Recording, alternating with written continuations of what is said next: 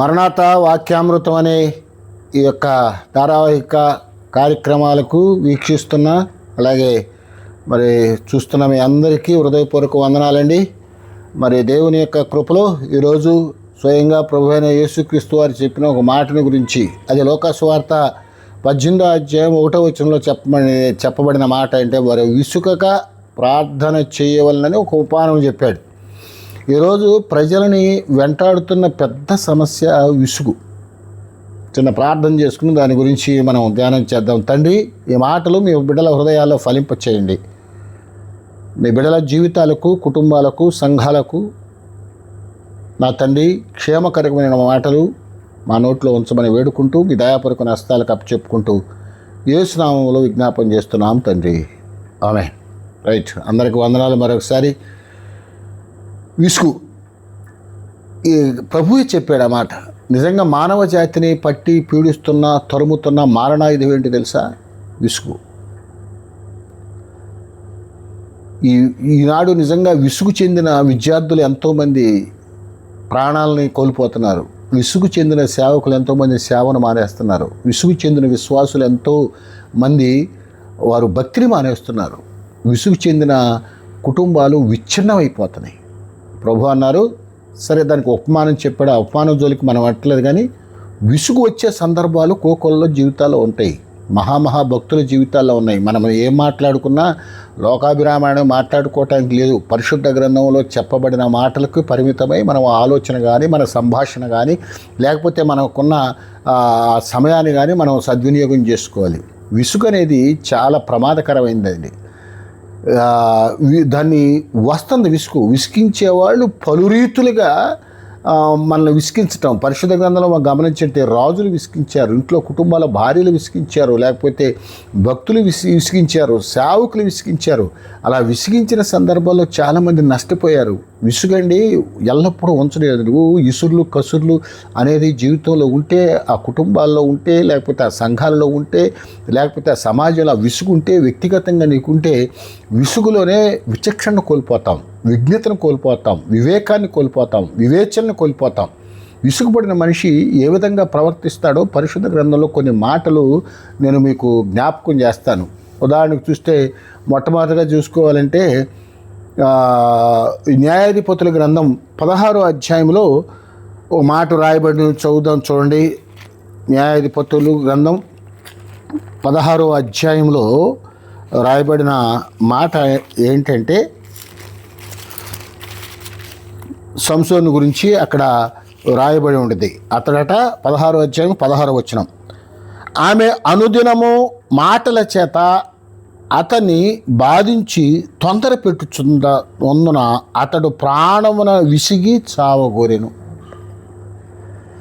విసుగొచ్చేసింది. విసుగు ఏం చేసింది? ఆ విసుగుని కంట్రోల్ చేసుకోలేకపోయాడు. ఇందాక ప్రభు ఏమన్నా చెప్పిన మాటలు మనం ధ్యానం చేసాం. 18వ అధ్యాయం 1వ వచనంలో విసుగు వచ్చినప్పుడు విసుక్కోకండి, ప్రార్థన చేయండి. విసుగు వచ్చినప్పుడు ప్రార్థన చేస్తే అక్కడ ఏ విధంగా వివేచనగా మనం నడుచుకోవాలో దేవుని సన్నిధిలో నుంచి లేదా దేవుని వాక్యంలో నుంచి మనం విసుగు వచ్చింది అనుకోండి, విసుగు చెందిన గొప్ప గొప్ప వ్యక్తులు ఎలా ప్రవర్తించారో అనేది మనం అక్కడ చూడాలి. ఆ విసుగుని తమ మనసులో పెట్టుకుని దానికి గురై ఆ మారణాయుధానికి బలి అయిన వ్యక్తుల్ని మనం చూసుకోవాలి. అతడట విసిగి చావగోరెను. ఆవిడేం చేస్తుందట? ఈ సంసోను జీవితాన్ని చాలా పర్యాలు నేను కూడా 1, 2, 3 వీడియోల్లో ఉదాహరణగా చెప్పాను. ఈ సంసోను జీవితమే విసుగొచ్చినప్పుడు అసలు దేవుని దగ్గర విజ్ఞాపన చేస్తే అసలు ఆ స్త్రీ దగ్గరికి చేరేవాడు కాదు. 3 స్త్రీలు అతని జీవితాన్ని ముంచేసినట్లుగా మనం చూస్తాం. 3 ఫిలిస్తీన్ స్త్రీలు ముంచేశారు. ఆవిడ ఏమని అడుగుతుంది? నీ ప్రాణం పోవటానికి అసలు నీ శక్తి ఎక్కడుందో ఆ శక్తి మాకు తెలియజేయి అంటాడు. ఇతనిలో ఒక బలహీనత ఉంది. ఆ బలహీనతను ఆవిడ ఆశ్రయంగా తీసుకుని ఇతను చావుగోరి మాటల చేత అంటుంది. ఆ మాటలు కూడా ఎలా ఉండగా, నిజంగా నా మీద నీకు ప్రేమ ఉంటే నువ్వు ఇలా చేయవు, నువ్వు నా యందు నీకు ఇష్టం లేదు, నేను 15వ వచనంలో ఉంటుంది ఆవిడ. అప్పుడు ఆమె, నా యందు నీకు ఇష్టం లేనప్పుడు నేను నిన్ను ప్రేమించుతున్నాను, నువ్వు ఎందుకు చెప్పుచున్నావు? ప్రేమిస్తున్నా అని చెబితే అంటే సావాలా? నిజంగా ఈయన ప్రేమించాడు కాబట్టే అతని రహస్యం చెప్పాడు. కానీ ప్రేమించబడిన వ్యక్తి ఏం చేసింది? ఆ ప్రేమని ఇతను చావు కోరుకుంది. ఈయన నిజంగానే ఇష్టపడిన ఆవిడ ఏం చేస్తుంది? ఇతన్ని చంపటానికి ఫిలిష్తీయులతో కలిసి కుట్రలు పన్నుతుంది. మనల్ని విసిగిస్తున్న వ్యక్తి ఏ ఉద్దేశంతో మనల్ని అడుగుతున్నారో, ఏ ఉద్దేశం, అసలు అడిగే కోరిక ఏంటో వాళ్ళు విసిగిస్తున్నారని కొంచెం విజ్ఞతతో ప్రవర్తించవసరలా. 15వ అధ్యాయంలో పలుమార్లు అతని గురించి రాయబడింది. ఆత్మ అతన్ని రేపినప్పుడు, ఆత్మ బలమయంగా అతని మీదకి వచ్చినప్పుడు, ఆత్మ అతనిని ప్రేరేపించినప్పుడు, అలా ఆత్మతో ప్రేరేపించబడిన వాడు 15వ అధ్యాయంలో ఉన్నాడు. 16వ అధ్యాయంలోకి వచ్చేవాడికి ఈ శరీర ప్రేరేపణకి వెళ్ళిపోయింది. దేవుని దగ్గర విచారణ చేయటం మానేపించాడు. ఆమెమో అసలు నీ బలం ఎక్కడుంది సంసోను? అసలు మామూలుగా ఈయన చేస్తున్న పనులంటే సింహాన్ని చీల్చేస్తున్నాడు. నిజంగా ఈవిడే చూసింది ఒకసారి ఎవడన్నా ద్వారంలో మామూలుగా గేట్లు ఇనుప గేట్లు పెట్టినా, ఇతర గడిలు పెట్టినా పిక్కుని వెళ్ళిపోతున్నాడు. ఒక్క నక్కను కూడా మన జీవితంలో పట్టుకోవడం మన వల్ల కాదు. ఏమనికి 300 నక్కలు పెట్టాడు, ఈ ఫిలిష్తీయుల ఆస్తులను తగలబెట్టాడు. అసలు ఈ బలం ఎక్కడి నుంచి ఉంది? పచ్చి దవడ ఎముక, ఆయుధం అవసరం అయినా ఆయుధాలు లేకుండా చేతికి ఏ దొరికితే దాన్ని పట్టుకుని ఎంతోమంది శత్రువులను చంపేస్తున్నాడు. అసలు నీకు ఎక్కడి నుంచి వచ్చింది బలం? ఎందుకు అడుగుతున్నావు? నిన్ను ద్వేషించే వ్యక్తి, నీకు ప్రాణానికి అపాయం కలిగించే వ్యక్తి, దేవుడు నీకు ఆ వ్యక్తి అడుగుతున్నప్పుడు, బలవంతం చేస్తున్నప్పుడు, మాటల చేత విసిగిస్తున్నప్పుడు, మరొక విధంగా నీ దగ్గర నుంచి ఆశిస్తున్నప్పుడు దైవశక్తిని యొక్క రహస్యం చెప్పకూడదు కదా. అసలు ఆ వ్యక్తికి దూరంగా పారిపోవాలి కదా. ఆవిడ మాటల చేత ఆయన్ని బాగా విసిగిచ్చేస్తుంది.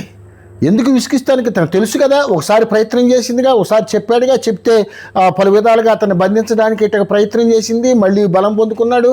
తను చంపడానికి ప్రయత్నం చేస్తుంది. గుడ్డితనం, వివేకం కలిగి జీవించటం, లేకపోతే చుట్టుపక్కల పరిస్థితులను గమనించటం, అందులో అభిషేకం పొందినవాడు, ఇశ్రాయేలుకు న్యాయాధిపతిగా నియమించినవాడు ఎలా ఉండాలి? గుడ్డితనంగా, అంధకారంగా మాటలు పడ్డాడు. సామెతల గ్రంథకర్త ఒక మాట రాస్తాడు. 21వ అధ్యాయము 19వ వచనం, ప్రాణము విసుగుంచు జగడగొండితో కాపురము చేయుట కంటే అరణ్య భూమిలో నివసించటం మేలు. ఎందుకు ఆవిడతో కాపురం చేయటం కంటే అడవిలో పెడితే బాగుండేది కదా. విసిగిస్తుండగా విసిగించంత చావగోరెను. మాటల చేత నిజంగా అతని సింహం అతన్ని, అంటే విసుగు ఎంత ప్రమాదకరమైందో. అతని జీవితంలో ఎదురొచ్చిన ఫిలిష్తీయులు సర్దారుల కంటే వాళ్ళు ఏం చేయలేపారు. అంతకంటే గొప్ప మారణాయుధం అతన్ని భ్రష్టుని చేసింది, లేకపోతే నిరాయుధుని చేసి, గుడ్డివాడిని చేసి, బోడిగుండివాడిని చేసింది విసుగు.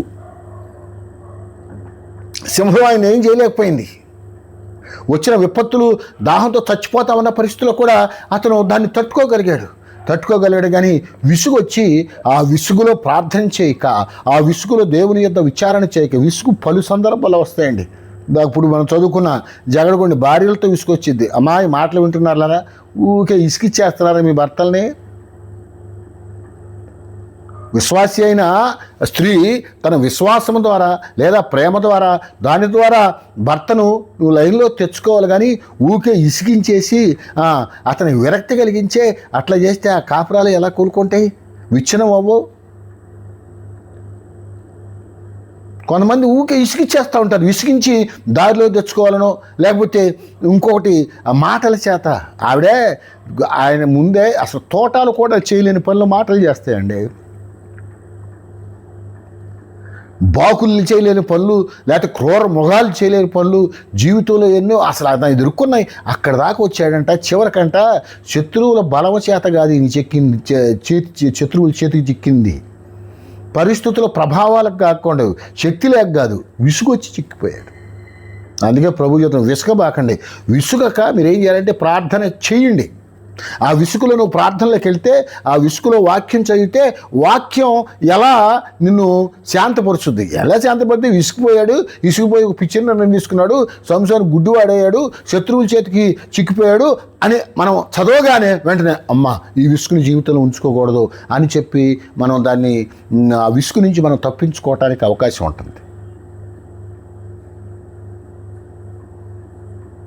ఓ సంశయమే కాదు, ఈయన తర్వాత కానీ చాలామంది అలాగే విసుగొచ్చి వాళ్ళు తీసుకున్న నిర్ణయమే చాలా దారుణంగా ఉన్నాయి.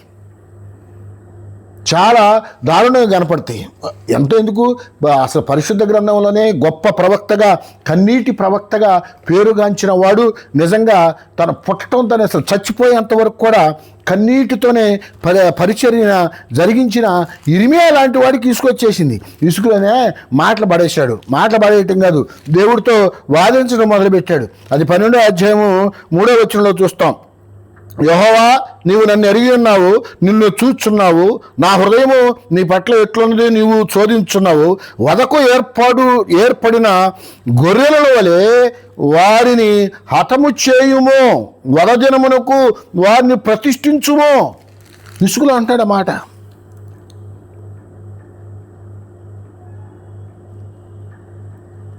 అన్నాడు ఇసుకలో. నిజంగా ఆయన పరుల కష్టాలు చూసి ప్రార్థన చేసిన వ్యక్తి, కన్నీరు గార్చిన వ్యక్తి. అనేకులు ఆ ఇశ్రాయేల్లో పలుమార్లు ఆయన కొట్టినా, తిట్టినా, కొట్టి గుంటలో పడేసిన, రోజుకు ఒక ఇంత రొట్టె మొక్క పెట్టి జైల్లో పడేసిన, బురద గుంటలో పడేసిన, గట్టగే వాళ్ళ కోసం ప్రార్థన చేశాడు. అలాగే అతను దేవుని సన్నిధిలో సేవను కొనసాగించాడు. కానీ ఒక టైంలో విసుగొచ్చేసింది. విసుగొచ్చి, అయ్యా ఇదిగో వీళ్ళని వదజనానికి, అంటే మన భాషలో, పల్లెటూరు భాషలో చెప్పుకోవాలంటే ముహూర్తం పెట్టి తిరణాల్లో యాటను నరుకుతారే, అట్లా నరికాయి, వదజనానికి ప్రతిష్ఠించాలి, సావుకి ముహూర్తం పెట్టు అంటాడు. ముహూర్తం పెట్టని దేవుని దగ్గర విచారణ చేసి దేవునితో మాట్లాడినప్పుడు ముందే అంటాడు, అదిగో ప్రభా నేను మాట్లాడుతున్నా, కానీ నీతో మాట్లాడుతుంటేనేమో నేను ఫూలిష్గా కనపడతా, నువ్వు మౌనంగా ఉంటేనేమో నేను నాదే న్యాయం అనుకుంటా, మాట్లాడితే నాదే మాటలు తేలిపోతాయి అంటాడు. అట్లాగే దేవుడు మాట్లాడాడు. చాలా కూల్గా ఉంటాడు. ఈయన ఆవేశపడి వాళ్ళని ఇట్ట నరికేసే ముహూర్తాలు పెట్టు, అది పెట్టు, ఇది పెట్టు అని చెప్పి అన్నవాడే, నేనేంటో తెలుసా, వాళ్ళేంటో తెలుసా, వాళ్ళని చంపి అన్నవాడే. దేవుడు అంటాడు, అబ్బాయి తొందరపడబాకు, అయినా ఇదిగో ఇప్పుడు నువ్వు నడుచున్న వారితోనే మాటలు చదవడం. నీవు 5వ వచనంలో ఉంటుంది, నీవు పాదచారులతో పరిగెత్తగా వారు నిన్ను అలయగొట్టిది కదా, నీవు రౌతులతో ఎలాగూ పోరాడుదువు, నెమ్మదిగా స్థలమున నువ్వు క్షేమంగా ఉన్నావు కదా. ఏది అంత ఇసుకలో నువ్వు క్షేమంగా ఉన్నావు, నువ్వు కనపడతలే, నీ క్షేమం నీకు కనపట్ల. ఇప్పుడు పాదచారులతోనే అంటే నడిచేవాళ్ళు నిన్ను అలవగొడితే రేపు పొద్దున నువ్వు గుర్రాలతో రథాలంటే పరిగెత్త, అంటే నువ్వు చేసిన కొద్దిపాటి కదా నీ ఉంది, ఇంకా నీకు ఉందమ్మా చాలా శ్రమలు ఉన్నాయి, అప్పుడు ఎట్ట నిలబడతావయ్యా, కొద్దానికి వేసుకుపోతున్నావు అనగానే నిజంగా కూలైపోతాడు. ఆ దేవుడు మాట్లాడిన మాటలు అతను ఎంతటి పరిస్థితికైనా ఓర్పుతో పనిచేయటానికి, నిరీక్షణ కలిగి ఉండటానికి దేవుడు అతనికి గొప్ప శక్తినిచ్చాడు. ఉసుకులో అనేశాడు.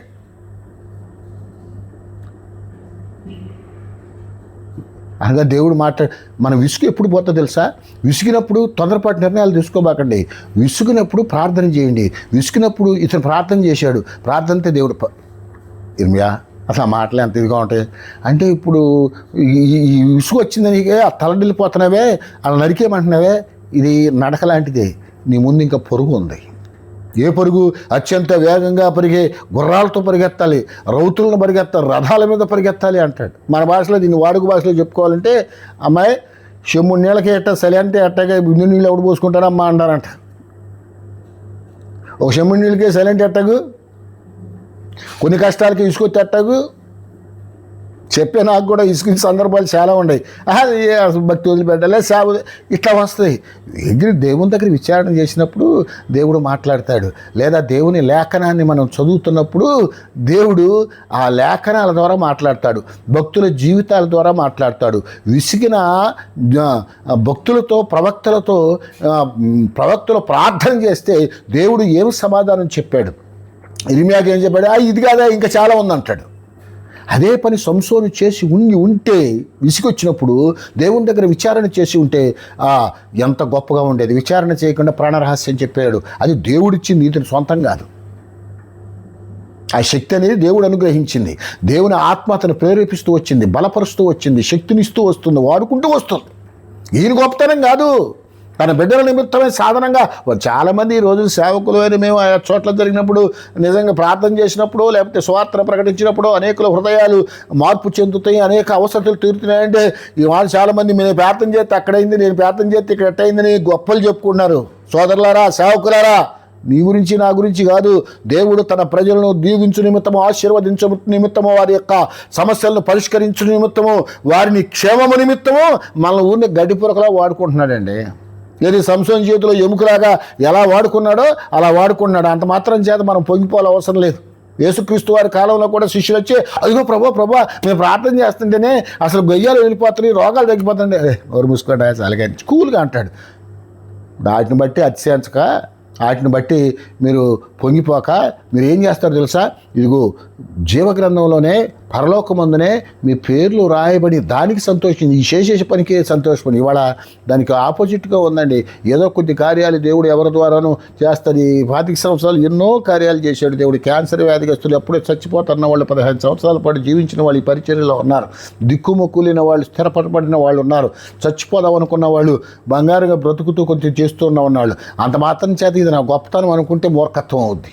ప్రజలు కూడా ఇదిగో ఆ పాస్టర్ గారి గొప్పతత్వం ఎర్రితనం ఉంది, ఇది మోసపోతున్నారు, జాగ్రత్త.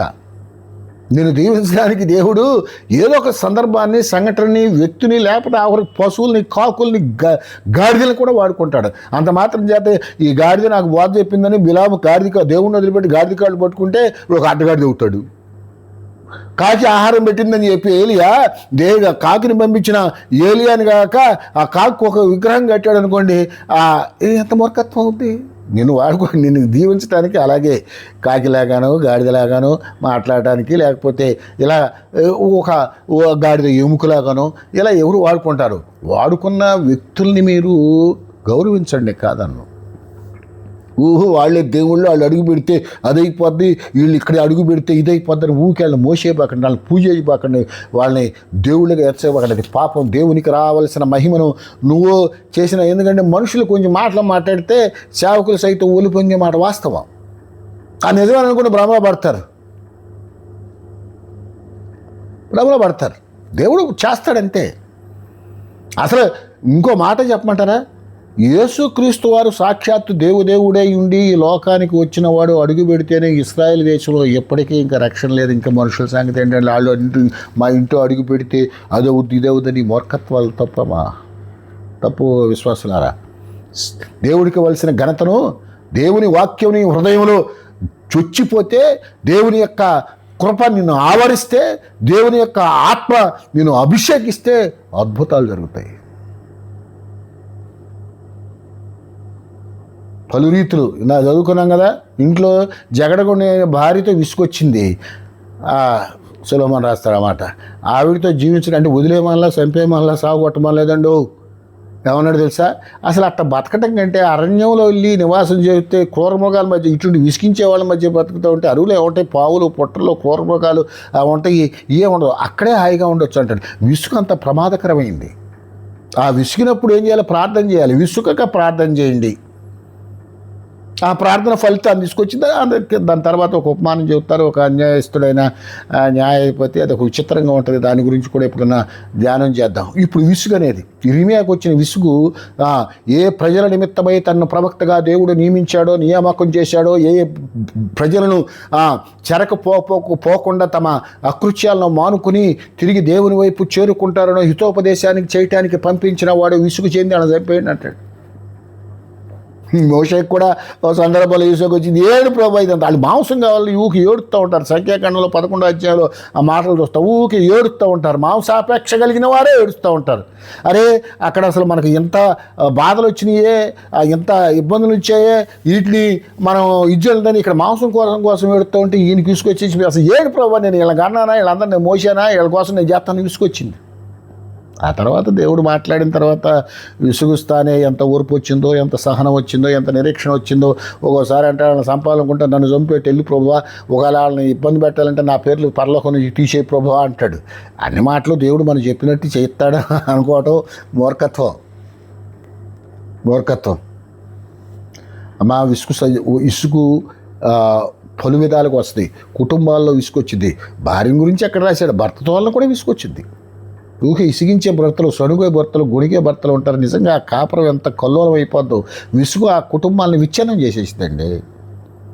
విసుగు ఆ సంఘాలని విచ్ఛిన్నం చేసి విసుగు తెచ్చుకోవద్దు. విసుగు వస్తున్నప్పుడు దేవుని యొద్ద విచారణ చేయండి. ప్రభా, ఈ విసుగు వచ్చింది, నన్ను ఇబ్బంది పెడుతుంది, నేను తీసుకోకూడని నిర్ణయాలు తీసుకుంటున్నాను, నా చావుకు నేను అందుకే చెప్పిన విసుగు వినాశనానికి దారితీస్తుంది, నిరీక్షణ నిత్య జీవానికి హేతు అవుతుంది.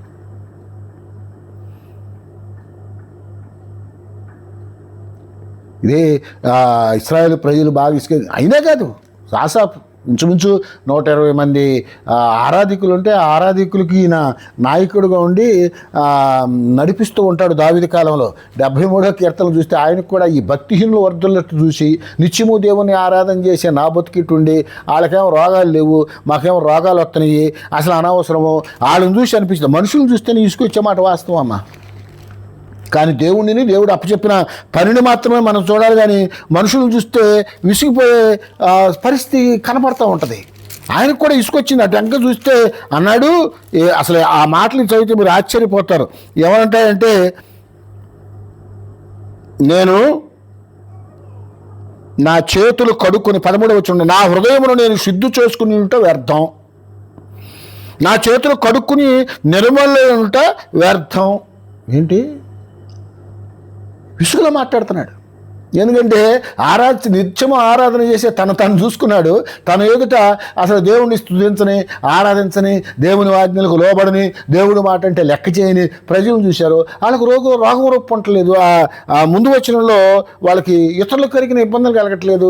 వాళ్ళు పంటలు ఎత్తే బ్రహ్మాండంగా పడుతున్నాయి. వాళ్ళు పశువులకేమో కోడి దూడలు వస్తున్నాయి, వీళ్ళకు మాకేమో ఎట్ట వస్తుంది, వాళ్ళకేమో చిటుకుని చచ్చిపోతున్నారు. ఇంకెందుకు హృదయం శుద్ధి చేసుకుంటూ వ్యర్థం అంటాడు. అవ్వా, విసుగు ఎంత మాట అనిపించింది. యేసుక్రీస్తు వారు కొండ మీద ప్రసంగంలో హృదయ శుద్ధి కలిగిన వారు ధన్యులు, వారు మాత్రమే దేవుణ్ణి చూస్తారంటే ఇది వ్యర్థమే అంటున్నాడు. నిజంగా ఈ భక్తుడు తక్కువవాడా? గొప్ప ఆరాధికుడు. బట్ విసుగు ఆ మాట అనిపించింది.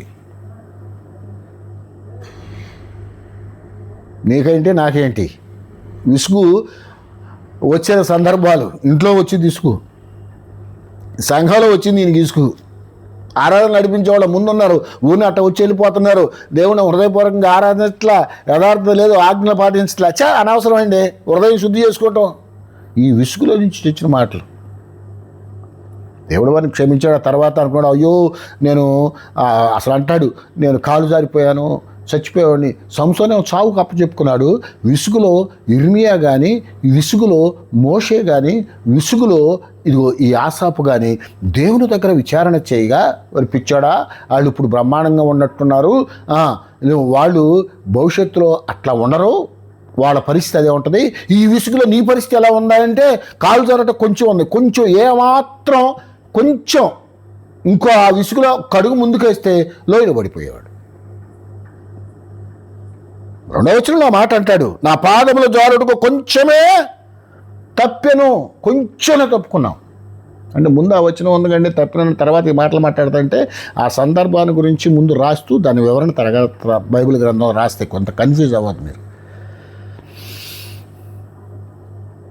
ఎందుకు తప్పినాయో వివరణ రాస్తాడు. కొంచెం చాలాసార్లు మనం వెళ్తాం, కొంచెం ఉంటే గోతులో పడిపోయి బైక్ వేసుకెళ్తాం, కొంచెం ఉంటే యాక్సిడెంట్ జరిగిపోయి, కొంచెం ఉంటే. అందుకంటే త్రుటికాలం క్షణకాలం వెంట్రుక వాసి అంటారే, అది అసలు నిజంగా ఆ విసుగులో అంత ప్రమాదంలో పడిపోతున్నాడు.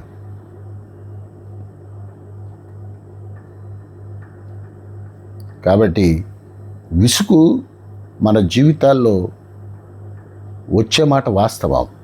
విసిగించే వ్యక్తులు నిత్యము మన చుట్టూ ఉండేవాటి మాట వాస్తవం. ఎవరి నుంచి వచ్చిందంటే, సంసోనికి ఎవరి నుంచి వచ్చింది? తన ప్రాణ ప్రియురాల నుంచి విసుగొచ్చింది. ఇర్మియాకి ఎవరి నుంచి వచ్చింది? తమ జాతి వారి నుంచి వచ్చింది. ఆసాపు ఎక్కడి నుంచి వచ్చింది? తమ మందిరంలో నుంచి తీసుకొచ్చింది. వ్యక్తుల ద్వారా విసుగించవచ్చు నేను, లేదా జీవిత భాగస్వామి ద్వారా నీకు విసుగు రావచ్చు, ఏ రూపాయలు రావచ్చు. నువ్వు చేస్తున్న పని ఫలించకపోతే విసుగు రావచ్చు, నువ్వు తిరుగుతున్న సమాజంలో నీకు వ్యతిరేక భావాలు వస్తే విసుగు రావచ్చు. విసుగు రావడం సహజం. కానీ ఆ విసుగు వచ్చినప్పుడు దేవుని యొద్ద విచారణ చేయకో, దేవుని లేఖనాలను చూడకో, దేవుని యొద్ద ప్రార్థన చేయకపోతే కాలు జారి పడిపోతావు, జాగ్రత్త. ఇప్పటికే చాలామంది విసుగులో విసుగొచ్చి ఎన్ని అరిష్టాలకు కారణమవుతున్నాయి, ఎన్ని కుటుంబాలు విసిగిపోయి కుటుంబాలు చిన్న భిన్నమైపోతున్నాం.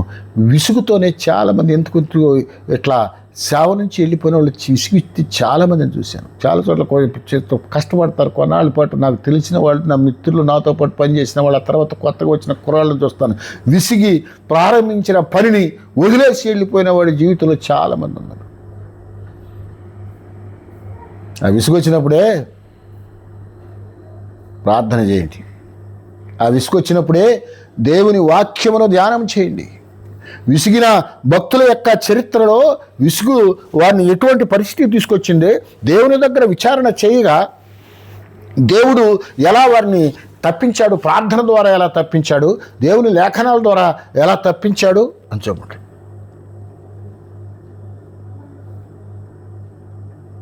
రాజుల ద్వారా కూడా విసుగొచ్చింది. విచిత్రం, రాజులు ప్రజలను విసిగించారు. అది నిర్గమకాండం 1:14 మనం చూస్తాం. నిర్గమకాండం 1:14 ఈ మాట రాయబడుతుంది. వారు ఇశ్రాయేలుల చేత చేయించుకున్న ప్రతి పనియు కఠినముగా ఉండెను. వారు మంటి పనిలోను, ఇటుకల పనిలోను, పొలములో చేయు ప్రతి పనిలోనూ కఠిన సేవ చేయించి వారి ప్రాణములను విసిగించిరి. రాజు అండి, వాళ్ళు నిజంగా పరదేశీయులు అయినప్పటికీ వారు ఆ దేశంలో వాళ్ళే గడ్డి కోసుకొచ్చుకుంటున్నారు, వాళ్ళే మట్టి పీసుకుంటున్నారు, వాళ్ళే ఇటుకలు గారుస్తున్నారు, వారే సమస్తము చేస్తున్నారు. ఇంటి పనులేంటి, పొలం పనులేంటి, సమస్తమైన పనులు చేసి కఠినమైన పనులన్నీ వాళ్ళు చేస్తా ఇంకా ఇసుకిస్తున్నారండి. కానీ ఆ విసుగించుట్లోనండి నిజంగా ఇశ్రాయేలు గొప్పతనం కొన్నిసార్లు బయటపడతాయి. ఆ విసుగును బట్టి వారు దేవుని సన్నిధిలో మరింత విజ్ఞాపన చేశారు. తర్వాత 3వ అధ్యాయంలో అక్కడ చూస్తాం, వారి ప్రార్థన దేవుడు ఆలకించి ఆకాశాన్నించి దిగి వచ్చి ఎక్కడో విజన అరణ్యంలో ఉన్న మోషేని తీసుకొచ్చి వారిని విమోచించాడండి. మోషేతో చెబుతాడు, నేను వారి ప్రార్థనను ఆలకించాను, వారి మరణం విన్నాను, వారి దుస్థితిని చూచాను, వారిని విడిపించుటకు నేను దిగి వచ్చాను. ఇసుకలో ఆత్మహత్యలు సావలా విజ్ఞాపన చేశాను. ఎంతగా విజ్ఞాపన చేశారంటే మొరపెట్టుకు దేవుడి సన్నిధికి వెళ్ళిపోయింది. మొర వెళ్ళటమే కాదు, దేవుడు హఠాత్తున దిగొచ్చి మిథ్యానారణ్యంలో ఉన్న అతని దగ్గరికి వెళ్ళి మాట్లాడుతూ ఉంటాడు. ఆ విసుగులో చేసిన ప్రార్థన ప్రాణాలు విసిగిచ్చారు. ఎంత కఠినంగా, అసలు సోమరపోతులాగా ఉంటే అనుకోవచ్చు. నీ పొలంలో పనులు చేపుతున్నారు, కట్టడాల్లో వాళ్ళే, ఇల్లు మొత్తం వాళ్ళు ఇలాగా కూర్చుని కఠినమని పనులు చేయించుకుంటూ వాళ్ళ ప్రాణాన్ని ఇసికించారు. సరే, ఇసికించిన వాళ్ళకి దేవుడు బాగా బుద్ధి చెప్పాడండి. విసిగించబడిన వారేమో ఈరోజు ప్రపంచంలో గుర్తింపు ఉండేది, విసిగించిన వారికి అసలు అక్కడ పిరమిడ్లు తప్పితే ఏం కనపట్ల. మీరు విసిగించబాకండి. ఇలుగ ఉంటే దేవుడిని ఎట్లా విసిగిస్తాం అనేది ఇంకో సందర్భంలో చెప్తాను. వాళ్ళ ప్రాణములు విసిగించినప్పుడు వాళ్ళు ఆ విసుగుకు బలి అవ్వక, ఆ విసుగులో ప్రాణాలను అర్పించక, ఆ విసుగులో ఏం చేశారు? ప్రార్థన. అందుకే విసుకక ప్రార్థన చేయమన్నాడుగా. విసుగు వచ్చింది, విసిగిచ్చారు, ప్రార్థన చేశారు, దేవుడు దిగి వచ్చాడు, విడిపించడానికి వ్యక్తిని చేశాడు, ఆ వ్యక్తిని సాధారణంగా వాడుకున్నాడు, 10 అద్భుతాలు చేశాడు. ఆ అద్భుతాలలో ఇశ్రాయేల్ జనాంగాన్ని అంచెలంచెలుగా కొద్ది కొద్దిగా కోల్డోసేసాడండి.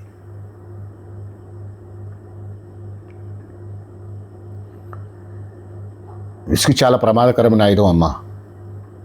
అది కంటికి కనపడని, ఇప్పుడు కంటికి కనపడే పుల్లు సింహాలకు భయపడతాం. ఆ మధ్యన మనం చూసాం 18, 19, 2019, 20 సంవత్సరాల్లో కంటికి కనపడని సూక్ష్మ ప్రపంచాన్ని భయపెట్టేసింది, శవాల గుట్టలు చేసింది.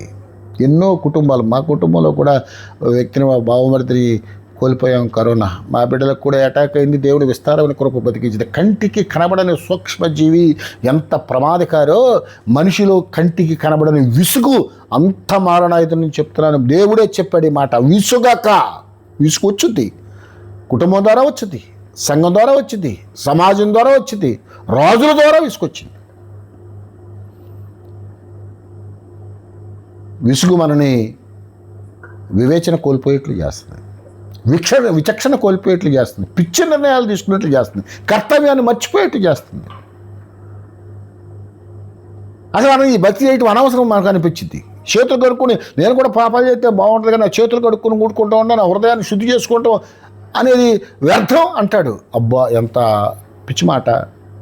ప్రభువేమో అదే అర్థం, మీ జీవితానికి అర్థవంతం అంటే ఈయన అర్థం అంటాడు. సార్, నా హృదయం నేను శుద్ధి చేసుకుంటే వ్యర్థం కాదు. అసలు హృదయం శుద్ధి చేసుకునేవాడే దేవుడికి.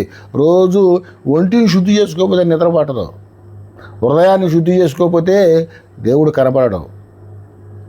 ఈ విసుగు చాలామంది, నాకు దేవుడు నీ హృదయ శుద్ధి కలిగిన వారే దేవుడిని చూస్తారు, కానీ నీ హృదయంలో కల్ముషము, కపటము, లేకపోతే ద్వేషము, ఈర్ష్య, అసూయ, పగ ఇవన్నీ పెట్టుకుని నేను దేవుడిని చూశాను అని ఎవరైనా చెబుతాంటే అనిపించదు, నవ్వొచ్చుద్ది. ఎందుకంటే పరిశుద్ధ లేఖనాలకు విరుద్ధంగా దేవుడు కనపడతాడా? దేవుడు మాట్లాడతాడా వాళ్ళతో?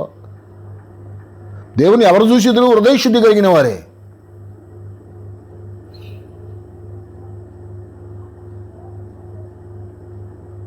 అటువంటి మాట అంటుంది. విసుగు అలా అనిపించింది. కాకపోతే మళ్ళీ దాన్ని కోలుకున్నాడు. అయ్యా, కాలు జారటం కొద్దిగా ఉన్నాను, నన్ను కృప చూపించావయ్యా, కరుణించావయ్యా, నాతో మాట్లాడావయ్యా, నన్ను చక్కదిద్దావయ్యా అని చెప్పి అతన్ని వేడుకోవటం. ఆ విసుగులో ఇర్మియా మళ్ళీ బలపరచబడటం. ఇప్పటికే ఇసుకుపోతున్నాం మరి ఇది. అలాగే మోషే కూడా వీళ్ళని కన్నానా, ఒక ఇవన్నీ మోయాలా అని విసుగులో మాట్లాడారు. విసుగులోనే బండను కొట్టాడు, విసుగులోనే బండతో మాట్లాడమంటే కొట్టాడు. దేవుడు దాన్ని నేరంగా ఎంచాడు. అంత విసుగొత్తేటకు నేను మినహాయింపు కాదండి. ఆ విసుగు వచ్చిన సందర్భాలు కోకోళ్ళు ఉన్నాయి. ఏదో దేవుడు మహాకృపను బట్టి ఆయన దగ్గర విచారణ చేయగా, హృదయాన్ని ఆయన దగ్గర కొమరించుకోగా ఆ విసుగులు అవన్నీ తీసేసి అలా వాడుకుంటున్నాడు. అయినా రేపు రాదా అంటే మళ్ళీ వచ్చింది. ఆ విసుగు అనేది ఆ పొంచి ఉన్న పాము లాంటిది, ఎప్పుడు నిన్ను కాటేస్తో జాగ్రత్త. అప్పుడు విచక్షణ కోల్పోవద్దు. విసుగు వచ్చినప్పుడు విసిగిన భక్తుల చరిత్ర ఏమైందో మనకు చక్కగా అర్థస్థం చేసి దేవుడు మాట్లాడాడు. విసిగినప్పుడు ఎలా ప్రార్థన చేయాలో ఇశ్రాయేలు ప్రాణం విసిగారు. విట్టి చాకరీ వచ్చి ఎంత చాకరీ చేసినా వీళ్ళకి అసలు విశ్వాసం లేదురా అని చెప్పాడు. విసుగు వినాశనాన్ని, విధ్వంసాన్ని దారితీస్తుంది. దాన్ని అడ్డుకట్టు అయిపోతే చాలా అడ్డుకట్టిదే దేవుని వాక్యం. ఆ వినాశనానికి ఎళ్లకుండా ఆపేదే మోకాళ్ళ ప్రార్థన. ఆ వినాశనానికి, విధ్వంసానికి గురికకుండా ఆపేదే దేవుని వాక్యం, దైవిక ప్రత్యక్షత. దేవుడే నాదగానే అవసరం లేదు, దేవుని వాక్యం చెబుతుంది. దేవుడు తన మాట ప్రకారం రాశాడు. చివరిగా చెప్పింది, సమయం ముగిసిపోతుంది మాట. అట్లా కాకుండా విసుగు వినాశనాన్ని సృష్టించింది, నిరీక్షణ అనేది నిత్య జీవానికి హేతు అవుతుంది. ఎటువంటి విసుగొచ్చే పరిస్థితుల్లో కూడా లేఖనాల ద్వారా అణచబడి విసుగు తీసేసి ఇవాళ కాదులే, వాళ్ళ పరిస్థితి, ఇవాళ వ్యక్తులు విసిగిస్తున్నారా, రాజులు విసిగిస్తున్నారా, లేకపోతే సంఘం విసిగిస్తుందా, సమాజం విసిగిస్తుందా, ఇవన్నీ చూసి ఆ విసుగులో కూడా ఎలా ఉండమంటాడంటే, నేను ఒక వచనం చెప్తాను చూడండి. అది రోమీయులకు రాసిన పత్రిక 15వ అధ్యాయము 13వ వచనంలో ఒక మాట ఉంటుంది. అది నిరీక్షణది, నిత్య జీవానికి దారి చూపించేది. ఇదిగో చూడండి. కాగా మీరు పరిశుద్ధాత్మ శక్తిని పొంది విస్తారముగా నిరీక్షణ గలవారగుటకు నిరీక్షణ కర్తయగు దేవుడు విశ్వాసము ద్వారా సమస్త ఆనందముతోనూ సమాధానముతోనూ మిమ్మల్ని నింపునుగాక. పరిశుద్ధాత్మని ప్రార్థన చేస్తే, ఆ నిరీక్షణ కలిగిన దేవుని ప్రత్యక్షత కలిగితే, ఆయన మాటలు వింటే, అప్పుడు ఆ విసుగు స్థానంలో, ఆ దీ స్థానంలో ఏమిటంటే సమాధానం.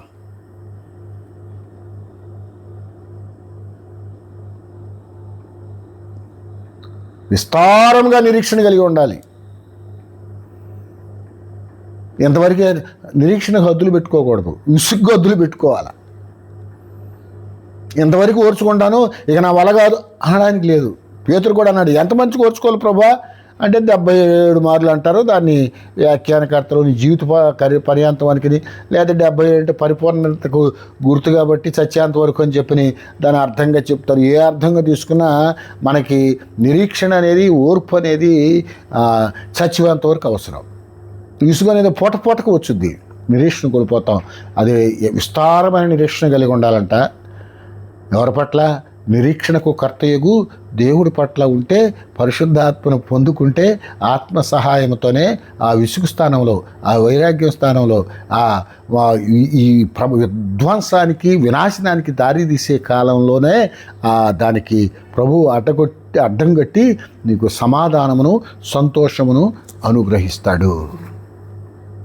కాబట్టి విసుగకండి, విసుగక ప్రార్థన చేయండి. విసుగు వచ్చినప్పుడు దేవుని దగ్గర విచారణ చేయండి. విసుగు వచ్చినప్పుడు మహాభక్తులు చేసిన పొరపాటును చూడండి. మన జీవితాలు ఈ ఆధునికంలో మరింత ఎక్కువగా విసుగు వస్తుంది. లేఖనాలు మనకి ప్రామాణికం కాకపోతే, లేఖనాల్లో మనం చూడకపోతే, దేవుని దగ్గర ప్రార్థన చేయకపోతే, పరిశుద్ధాత్మని సహాయం చేయకపోతే విసుగులో విచక్షణను కోల్పోయి వినాశనానికి గురవుతాం, విధ్వంసానికి మనం బలి అవుతాం. అదే విస్తారమైన నిరీక్షణ కలిగి ఉంటే నిత్యమహిమకు వారసులవుతాం, నిత్య జీవానికి పొందుకుంటాం. ఆ విసుగులో కూడా, ఇబ్బందులో కూడా ఆ నిరీక్షణకు కర్తయ్యకు దేవుడే విస్తారమైన మన నిరీక్షణ చూసి దానిలోనే సమాధానాన్ని, సంతోషాన్ని అనుగ్రహిస్తాడు. అట్టి సమాధానముతోనూ సంతోషముతోనూ దేవుడు మిమ్మల్ని, మీ కుటుంబాన్ని నింపునుగాక. విస్తారమైన నిరీక్షణ కలిగి భక్తి చేయుదుముగాక. విస్తారమైన నిరీక్షణ కలిగి సేవ చేయుదుముగాక. విస్తారమైన నిరీక్షణ కలిగి కాపురం కూడా చేయాలండి. ఇవాళ కాకపోతే రేపైనా మారుతాడులే, దేవుడు మారుస్తాడులే అనే ఆట. ఎందుకంటే జీవము కలిగిన దేవుడు తప్పకుండా, నా బ్రతుక్కే మా అమ్మ విసిగిపోయింది, ఈడు బతుకుదాలా, ఈడు చస్తే బాగుండని దేవుని దగ్గర ప్రార్థన చేసింది. దేవుడేమో ఇసుకతో చేసిన ప్రార్థన ఆలకించలేదు. ఇక దేవుడు ఎటు చేయట్లేదు, నేనే పనిగట్టుకు చేద్దామని మా ఆవిడతో, పాశ్రం గారితో, అప్పుడు పాశ్రం గారు కాదులే, ఆవిడతో విచారణ చేసి కొద్దిగా విషం పెట్టి చంపితే 2-3 రోజులు ఏడవచ్చు. తర్వాత విధవరాలని నేను 3 బిడ్డలు పెంచలేదని ఓట పెంచుతావు, వీడితో ప్రమాదము, ఎవరిని కొట్టొస్తాడో, ఎవరిని కొట్టుకుని వస్తాడో, ఎక్కడ చస్తాడో, ఏమి కొంప మీదకి తెస్తాడో అన్నప్పుడు అప్పుడే ప్రార్థనకి వెళ్తున్నా నా భార్యకి కొంచెం నిరీక్షణ అనిపిస్తుంది. విస్తారమైన నిరీక్షణ అవసరం లేదు. నా దేవుడు నా భర్తను మార్చగలిగిన సమర్థుడు, మారుస్తాడు. అప్పుడప్పుడు కొత్తగా దేవుని సన్నిధికి వెళ్తుంది. కూడా ఎట్లాగంటే దిక్కులేక, ఇంట్లో బాధలు తట్టుకోలేక, అన్నీ పరిపూర్ణం కలిగింది. దేవుడి దగ్గరికి వెళ్ళాలంటే 2 మార్గాలు ఉన్నాయంట. జబ్బుని రావాలి, డబ్బున పోవాలంట. మా మిత్రుడు ఒకటి చెప్పేవాడు. నిజంగా ఇప్పుడు తట్టుకోలేని పరిస్థితులతో ఈ దేవుడు అలా సహాయం చేస్తాడనే విషయం వెళ్ళింది. ఆ మాటలు పట్టిని నిరీక్షణ వెళ్ళింది. ఆ నిరీక్షణ విస్తారమైంది. తొందరపడి ఉంటే వాళ్ళు తెచ్చేవాళ్ళు, నేను తెచ్చిపోయాడు. నిరీక్షణ కలిగి ప్రార్థన చేయటం వలన ఈనాడు ఈ 25 సంవత్సరాల నుంచి దేవుడు ఒక స్థాయిలో దేవుడు వచ్చటానికి కృప చూపించాడు. అనేకులకు నిరీక్షణకు హేతువైన మాటలని హృదయంలో ఉంచాడు. పేతురు గారు కూడా అదే మాట రాస్తాడు. మీలో ఉన్న ఈ నిరీక్షణ గురించి హేతువడుగు ప్రతివానికి సమాధానంతో మీరు సమాధానం చెప్పడానికి సిద్ధంగా ఉండండి. ఆ సమాధానం కూడా ప్రేమతో చెప్పాలి. ఎలా ఉన్నారు? విసుకొస్తుందా? అందరూ మీలో విసిగిపోయి ఉంటారు. అందుకే ఈ మాటలు దేవుడు మీతో మీ కొరకు నాతో మాట్లాడిస్తున్నాడు. నా జీవితంలోని ఇప్పటికీ ఉంటున్నాయి విసుగొచ్చే సందర్భాలు. చేసిన పనికి అక్కడికి రావట్లేదే అని వ్యక్తులను బట్టో, ఫలితాన్ని బట్టో, లేకపోతే పరిస్థితులను బట్టో, ప్రభుత్వాలను బట్టో విసుగు రావడం సహజం. విసుగొద్దు. విసుగకు విరుగుడు విస్తారమైన నిరీక్షణ. ఈ నిరీక్షణ దాని లేకపోతే అది వినాశనం తీసుకొచ్చింది, విధ్వంసం సృష్టించుద్ది. నిరీక్షణ కలిగిన వారు అయితే నిరీక్షణకర్త దేవుడు తన ఆత్మతో నింపి సంతోష సమాధానాలు మీకు అనుగ్రహిస్తాడు. అట్టి సంతోష సమాధానాల నిరీక్షణతో మీరు కుటుంబంలో దేవుని సన్నిధిలో ఉందురుగాక. ఆమేన్. ఈ వాటిని వింటున్న మా అందరికీ మరొకసారి ప్రేమపూర్వకమైన ఆశీర్వాదాలను, ఒక చిన్న వినపము అనుకోండి. ఈ మాటలు మీకు ధారావాహికంగా అందించబడాలంటే క్రమం తప్పకుండా మీరు ఈ ఛానల్ని సబ్స్క్రైబ్ చేసుకోండి. మీ యొక్క ప్రోత్సాహాన్ని అందించండి. దేవుడు మిమ్మల్ని, మీ కుటుంబాన్ని విసుగు చేత వినాశనానికి, విధ్వంసానికి తీసుకెళ్ళక నిరీక్షణ కలిగి నిత్య జీవానికి వారసులు చేయునుగాక. అందరికీ వందనాలండి. సెలవు తీసుకుందాం. మీరు మీ పిల్లలు హాయిగా నిరీక్షణ కలిగేవారు ఉండండి.